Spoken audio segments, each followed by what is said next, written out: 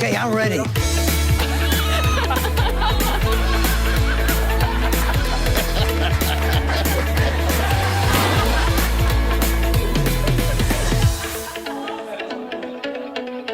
Hey everybody, welcome to TCM. I'm Ben Mankiewicz. It's our 25th anniversary this month, and to celebrate, we've brought in 25 fans who are picking movies, dedicating them to somebody important in their life. Jared Frederick is here right now.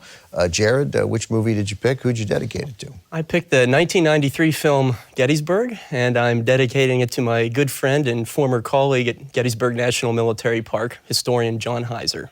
So you worked at the park? I was a park ranger at the battlefield for 5 years. Oh, wow. And what do you do now? I am a history instructor at Penn State Altoona. Congratulations. Thank you. Great. This was a big passion project for the man responsible for starting TCM in 1994, Ted Turner.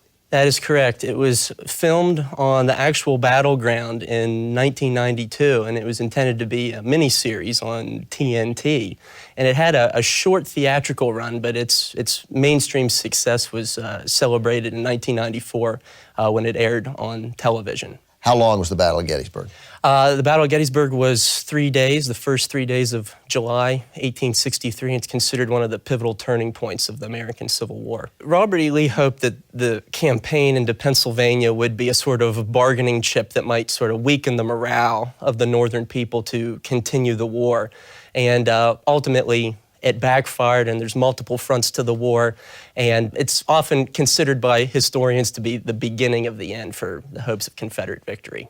When I was doing some research on Gettysburg, I was struck by a quote from Jeff Daniels, who I think is particularly good in this. What's the name of his character? Joshua Chamberlain. Real person? It was a commander from the state of Maine. Performed very heroically at Gettysburg and won the respect of his men. But he said, that he gets on the set to Gettysburg, and there are a bunch of reenactors there, of course, that were hired to be in the movie, and he thought, these guys are a little off, a little nuts, right? And he's sitting there in a T-shirt and jeans, right, before he has to work and drinking a Diet Coke, in his words. And every one of these reenactors would walk past him, and because he's playing an officer, they all called him sir, right? And he's like, I'm wearing a T-shirt, man. I'm not. And he went from thinking they were crazy to developing a degree of respect for them and recognizing how serious it was to them. Yeah, and I think that passion really shows in the film. I believe there are about 5,000 reenactors and extras that were used.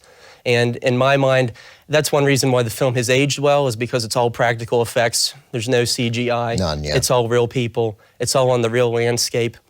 And so there's a degree of authenticity that we see and that we don't see in a lot of other historical films.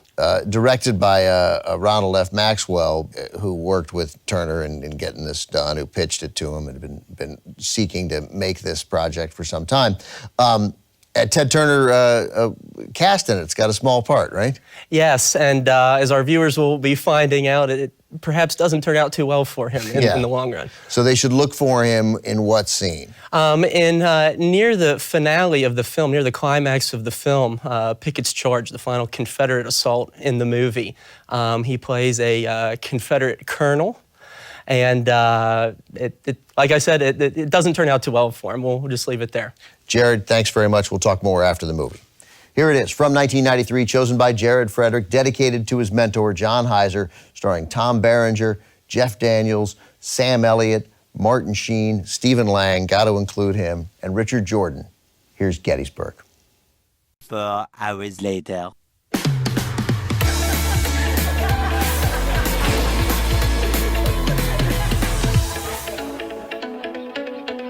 Hey everybody, I'm back with Jared Frederick. He's the TCM fan who picked Gettysburg.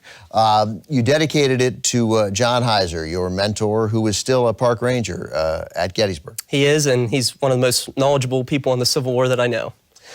Give me a couple of little tidbits about the Civil War, not necessarily Gettysburg specifically. We talked a lot about that before the movie, but what are a couple things about the Civil War that you really wish Americans knew here, better than 150 years after it ended? As I always tell my students, the legacies of the Civil War loom above us every day in regards to racial issues, political issues, our conceptions of government, and even freedom and equality.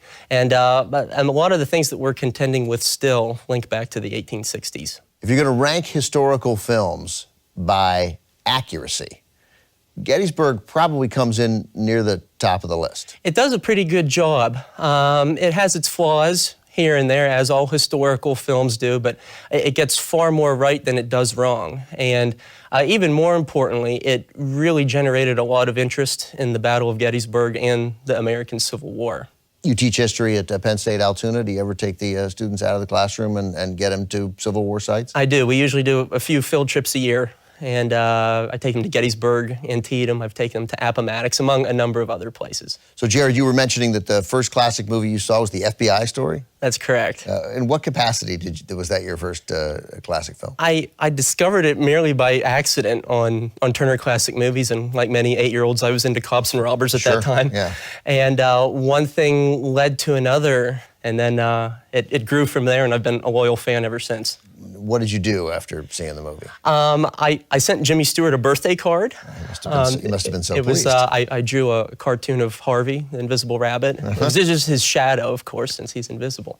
So you'd seen Harvey?